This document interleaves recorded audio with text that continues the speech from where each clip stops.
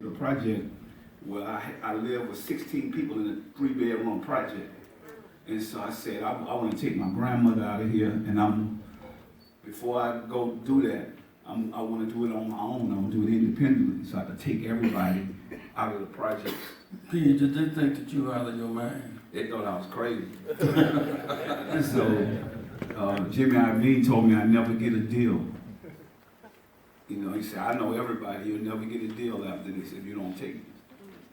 And I said one thing, you know, I believe in that man up above. Like, I'm not going to sit around and you're not going to stop me. You know, they say God will make them, your enemies your footstool. And, you know, a couple years later, you know, I sit at the table where they had to respect me to where I named my company No Limit. I call myself Master P because I'm a master of what I do. And I ended up selling over 100 million records and being from the project. How long did it take you to develop your style and feel secure in the style you cultivated? But it took me years. It wasn't an overnight process. But I realized what the bigger picture was. So what's crazy, I went back home. So I only had $500. Then I meet Michael Jackson, attorney. And he said, if I'm going to sit down and talk to you, son, I'm 19 years old. He said, I'm going to sit down and talk to you, son. It's going to cost you $25,000. I'm like, man, where am I going to get $25,000 from? And so I started selling the CDs out the trunk of my car. And I went from New York to Chicago to Texas, selling CDs out the trunk of my car. And I raised up enough money, and I went back to Michael Jackson, the attorney. I said, mister, I had a $25,000. He said, come on to Hollywood. I'm going to tell you what you could do. I'm going to tell you a deal you could get bigger than Michael Jackson. He said, at that time, Michael Jackson was getting 22% of record. He said, there's one deal that no black man has ever received is a distribution deal where you get 85% and the record company get 15%. But you're going to need $200,000 for marketing money. I said, man, I just gave you $25,000 to tell me that you need $200,000. So, went back home, started selling my CDs out the trunk of my car again, and I raised the money. And so, a year later, Priority Records came at me, and they said, we want to give you a deal. I said, is it a distribution deal? They said, what you know about a distribution? I said, I want 85% and y'all get 15%. I got $200,000. And they said, well, if you got $200,000, we're going to give you that deal. Wow. And I ended up saving my money up from selling the CDs and the cassettes out the trunk of my car. I gave them the money. They said, look, now, we don't think you're going to sell that many records. He said, what's the name of your album? Because everything was black back then. Everybody wore black, NWA, Tupac, everybody wore black. So I said, name my album gonna be Mr. Ice Cream Man, and I'm gonna wear a white suit. He said, you crazy. Nobody's gonna buy into that, but he didn't know that I was already marketing, going all around the U.S., just, you know, passing my CDs out. And he said, I don't know how good you're gonna do, but if you make your money back, it will be good. Man, God is good. I put my record out. They say, you probably gonna sell 6,000 units, that'll be good. I put the Ice Cream Man out. The first week we did over 50,000. Next week 100,000, 200, 500, then a million. The album went platinum.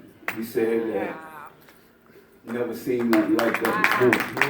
Yeah, how did you grow your business? I mean, how did you learn to skill of conducting your business affairs?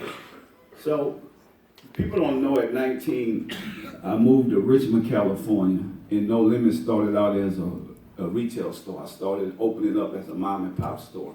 And so that's how I met a lot of the artists and seeing what they was doing. And as I built that brand, I knew what the customers wanted. And so they wanted more for their money. So when these guys was putting out 6 and 12 songs, I was putting out 18 and 22 songs. I was calling it a 2-for-1. So I was giving the customers more for their money. And just by being in that store and learning the business. So people don't know you really have to learn your business if you really want to be successful. And it took a lot of time. It took a lot of, sacrificing to say that I have to spend time at what I love. And I realized I wasn't in it for the money. What did you sacrifice? Well, I sacrificed my time away from my family. The money that I had to pay employees. So many nights I had to pay employees when I didn't get paid. So I was sleeping in the back of my store and had nowhere to stay. So, but I used that store as, this is my hub. This is what's gonna get me out together. Say suffering and sacrifice breeds character. Character breeds faith. In the end, faith will prevail. If it's worth having, it's worth working for. Put your hands together. One lady said, "I'm saved," is going to say, if I spend more than I make, and vote less than I can, I'm not making sense. I'm not making If sense. I spend more than I have, and go on credit, I'm a credit card slave. I am not making sense. And you put your hands together on that. Since you've been in this and you moved to another level of distribution, how many records or albums have you sold? So today I've sold over 100 million records.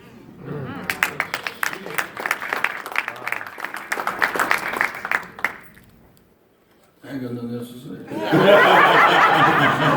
No, I had, people don't know, like, so when I first got into the business, they told me that I can't put that many records out at one time.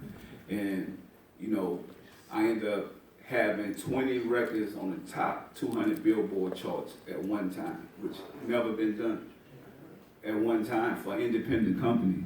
And to be able to, you know, I just signed a big deal with Lionsgate to do my life story. To be able to be alive and to be able to tell your story is just a blessing. So, you know, y'all keep chasing y'all dreams and y'all goals. I mean, I did it. I know you guys could do it. And if people don't realize discipline. So it's all about discipline. It's all about faith. And it's all about doing what you believe. But I never work for money. I tell people all the time, I make money, but I don't work for money. You got to do what you love. And, you know, my whole thing was I want to take my people out of bad environment. So that's what motivated me to where, you know, those stomach pains, growing up in the project, not having nothing, living with all those people. So I never had a bed till I was 18, till I went to college to play basketball. So, but I didn't get angry or upset. That motivated me to say, I'm going to take my grandmother out the projects. I need to do something. So the sacrifices also is I had to say no to stuff like drugs. I had that around me and my family. You know, I had to say I want to break those negative stereotypes, and that's what I wanted to do. I say I would rather get high on making some money than get high on getting high. Right. You know, so, yeah. Well, the point is here is that he has defied the stereotype of gangster and drugs. So gangster, a special place for gangsters in the jail, on their way to the graveyard. Special place for drug addicts, hospital, on their way to the graveyard. Sobriety, suffering, and sacrifice are keys to the kingdom. Put your hand together for a move talk. Since you developed, well, how many other artists do you recall you have been in the business and kind of bring them into the swing of things? Yeah, a lot. I helped from Snoop Dogg to Mystical, Silk, Mia, Fiend, C, Silk the Shocker. Romeo, man, I could go on and on and on. It's a lot. Like Soulja Slim. 50 Cent, yeah, I did the 50 Cent tour. People don't know when 50 Cent first came out. I'm the guy that paid for his tour. Like, I believed in him when nobody else did. So, even Snoop, at that time where nobody believed in Snoop and thought his career was over, he signed with me and we ended up selling millions of records. So, till the day, you know, we are still friends. We're still doing, you know, big projects together. So, yeah, it's all about saying that I don't want to be on a mountain by myself. And I tell people when you come to No Limit, it's like a university. I want you to graduate. I want you to go be businessmen. I want you to give back to the community. I want you to do your part. So I've been helping these kids in my community. We have a basketball program, the P. Miller Ballers in Cal Supreme. We've been doing that for over 19 years, and we done put some of the top players in the NBA from DeMar DeRozan, Brandon Jennings, Lance Stevenson, Ryan Boatwright, just to name a few. So, and I've been having these guys since they was in the 7th grade through this program, teaching African American black men how to be more than just basketball. So, you know, those are the type of things that excite me, that makes me keep giving back and keep being in the community. You know, just last week, a guy asked me, well, why do you keep doing this stuff for kids in the hood? I said, because I was once one of those kids. That's right. And I tell these kids, I say, y'all don't owe me nothing. All y'all gotta do is promise me if one of y'all make it, y'all gonna keep coming back and help. So that's what it's about.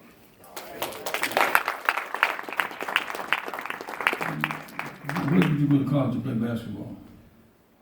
Well, you know, for me, I consider myself a life coach now. My coach used to come to the project, pick me up, put me on this AAU team, showed me the world, so my vision was bigger. And that's what I want to do for these kids. So I think that's what drove me to play basketball. It got me a scholarship to go to college. So where my education... Where'd you go? I went to the University of Houston. All So right. went to the University of Houston. With that education, I learned business. Like business communication was all about business for me. So I learned all the design work of colors and stuff like that. So when I opened my business, I knew how to draw and attack to consumers. Did somebody stuff you and change your mind? Huh? Did somebody stuff you and change your mind?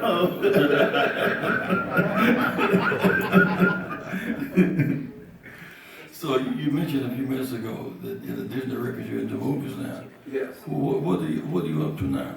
Well, so I just finished probably be the biggest comedy of 2019. It's called I Got the Hook Up Too. So y'all know #1 was a big movie. And I made Independent Filmmaker of the Year over Spike Lee with that movie. And, you know, I'm wishing them well for this year that he wins something. But next year is gonna be all mine. I got the hook up too, because I want to make comedy. I want to make people laugh. I feel like we're being too serious. I want that. So I have John Witherspoon, Cheryl Underwood. I mean, me and AJ, we Black and Blue, we back. So you guys are gonna see that real soon, June 28th. That movie's coming out. That's funded by us. We did it all on our own. We didn't sit around and wait on Hollywood. We was able to break new up-and-coming talent like a DC Young Fly, P.O. Fat Boy. So we able to put them with all these Hollywood stars and break them in a movie, which has never been done. I haven't seen it yet, to where we put the old and the new and mix it up. So I think that we're going to change the game with this. Even on social media, we have over 200 million followers with the actors and actresses in this movie. So this is a new way to sell and market movies that I started on my own. So I wanted to build it through a social media perspective. Now, what are you up to now? Well, I'm coaching right now. I got my kids, both of my boys. I got one in the 7th grade, one in the 10th grade. So I just love coaching. When I'm not making movies, I'm on the road with them. I'm a basketball coach. So that's what I'm doing.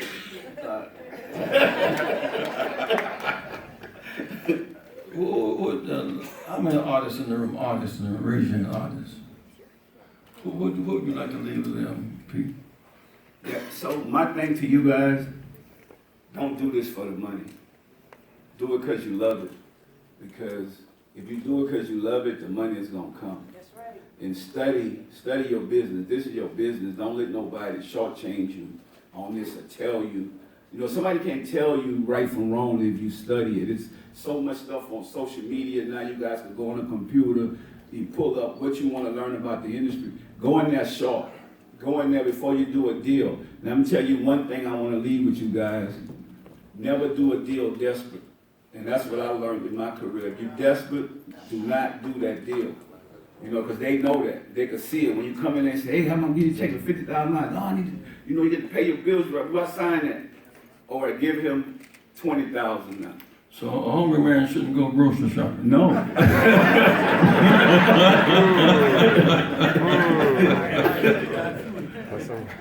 And you know, you guys, I mean, that's the truth. One thing that helped me, like I'm not afraid to pray on what I'm doing and give it to God. I always ask him, I say, man, put me around the right people. Put me in the right business. It's not about me no more. I put him first. So I was doing some stuff in Louisville in the Ali Center, and man, the things that Ali was able to accomplish in his career, you know, I was just inspired, you know, walking through that place, and it reminds me of you, like all the things that you do and the credit that you don't get, to where this man is a leader. He's a hero for us, and that's why I'm here. You know, I was filming, so I'm like, man, Mr. Jackson said I need to come down there. This is history. You don't get this. I gotta go. You know, people. This is the wisdom for us. Like we can't disrespect this. This is real for me, and that's why I'm here. And you guys should be able to appreciate that if it wasn't people like this fighting for us in the community and everything that he has done for us, I mean, we wouldn't be able to be, you know, where we hit. And that's what makes me fight, saying, you know what, Pete, you gotta keep this going. You gotta get out here and do your part. And this is, I just want to thank you, my brother, for real. Thank you, old men who are poor and halfway pitiful. I'm talking about myself.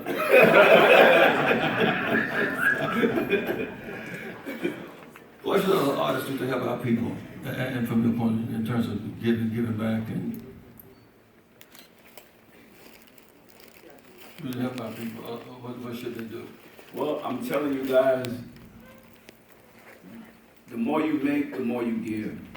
Because we can't help our people if we don't come back and do what we need to do. Say it again. That's right. You know, if we don't come back and do what we need to do, we can't help our people. We need to help us. That's right. They're not going to help us.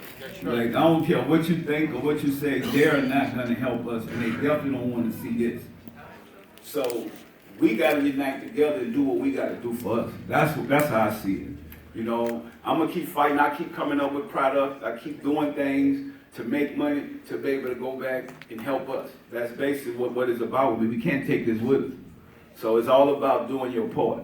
And I feel like if I keep on doing what I need to do, then I'm going to be able to help as many people as I can help. And if I get the other entertainers and pro athletes to do the same thing, I feel like we're going to help us. You know, there was a song many years ago by the Dixon Hummingbirds called "I'll Keep on Living After I Die." Yeah. And the thing about Dr. King was in jail in Birmingham. You just thought that yesterday Bernie Sanders, I run president, they gave him $6 million in 3 or 4 hours. Belafonte had to put on a fundraiser in his house to bail Dr. King out of jail. Yeah. But Belafonte in his 90s now. So Belafonte lives beyond his career. He invested in the people. And then he gets to return his own lifetime.